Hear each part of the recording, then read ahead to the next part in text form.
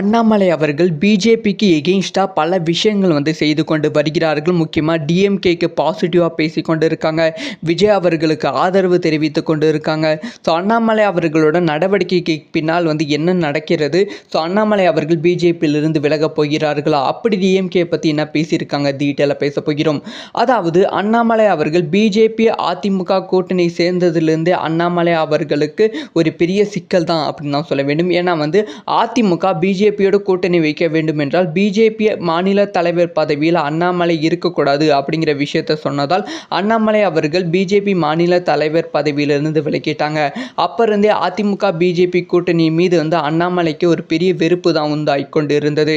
இப்போ திடீரென ஒரு வாரத்துக்கு முன்னாடி விஜய் அவர்களுக்கு ஆதரவாக அண்ணாமலை அவர்கள் பேசியிருந்தாங்க. அதாவது விஜய் அவர்கள் 2026 சட்டமன்ற தேர்தலில் ஒரு பெரிய இம்பேக்ட் கிரியேட் பண்ணுவாங்க, ஒரு மூன்றாவது பெரிய அணியை உருவாக்குவாங்க அப்படிங்கிற விஷயத்தை சொல்லியிருந்தாங்க. அதை தொடர்ந்து பிஜேபிக்கு எகெயின்ஸ்டாக சில விஷயங்கள் பேசியிருந்தாங்க. பிஜேபி கூட்டணி வலிமையாக கிடையாது, உள்ளுக்குள்ளே நிறைய பிரச்சனைகள் நடந்து கொண்டு இருக்குது. முக்கியமாக அண்ணாமலை அவர்களுக்கு ஆதரவாக இருப்பவர்களை நயனா நாகேந்திரன் அவர்கள் ஒதுக்கி கொண்டு இருக்காங்க அப்படிங்கிற சில தகவல்களும் அண்ணாமலைக்கு கிடைத்திருந்தது. இதனால் அண்ணாமலை அவர்கள் தலைமைக்கு இதை பற்றி புகார்கள் கொடுத்திருந்தாங்க. இந்த சமயத்தில் டிஎம்கேக்கு பாசிட்டிவாக அண்ணாமலை அவர்கள் பேசியிருக்காங்க.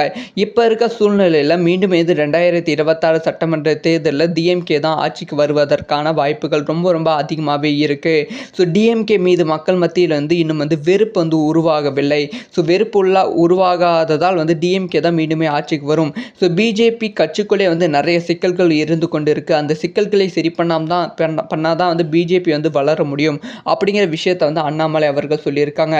அண்ணாமலை அவர்களோட ஸ்பீச்சில் பெரும் அதிர்ச்சி இருக்கிறது, பெரும் பரபரப்பை ஏற்படுத்தி இருக்கிறார்.